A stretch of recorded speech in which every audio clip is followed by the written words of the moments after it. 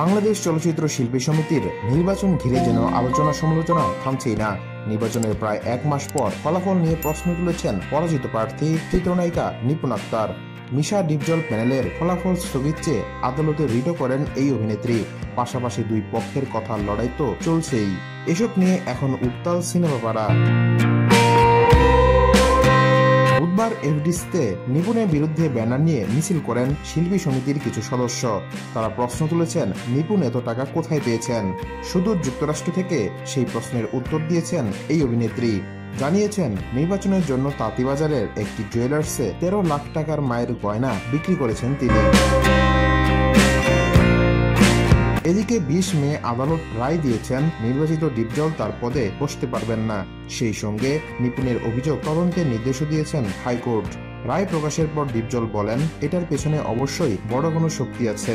যেহেতু সে দেশের বাইরে থেকে এসব করছে, সেহেতু বুঝতে হবে তার পেছনের হাত লম্বা। এবার নিপুণ উত্তর দিলেন ডিপজলের কথার। তার ভাষ্য, আমি পৃথিবীর যেখানেই থাকি আইনের কাজ আইন করবে, তাতে হাত লম্বা খাটোর তো কিছু নেই।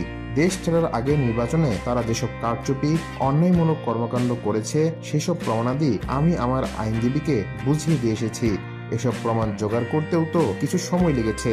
আমার অবর্তমানে একজনকে পাওয়ার অফ অ্যাটর্নি করে এসেছি, ফলে এখন আইনের প্রক্রিয়া বিজ্ঞ আদালতের গতিতে চলছে। এতে আমার কিছু করার নেই।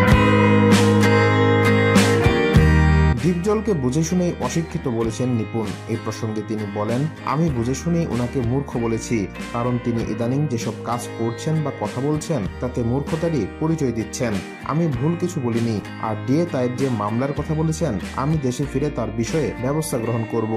এফডিসিতে নিপুণের বিরুদ্ধে মিছিল করার প্রসঙ্গে এই অভিনেত্রী বলেন, যখন রাঘব বোয়ালদের অন্যের বিরুদ্ধে লড়তে যাবেন, তখন নানা ধরনের কটাক্ষ, নিন্দা কিংবা তার চেয়ে বড় কিছু মোকাবিলা করতে হবে। সুতরাং এ নিয়ে মাথা ঘামালে চলবে না। নিজের অধিকার ও সত্যের জন্য লড়তে হবে, এটাই মূল লক্ষ্য। আমিও নিজেকে সেভাবেই প্রস্তুত করেছি। এসব কটাক্ষে আমার কিচ্ছু আসে যায় না।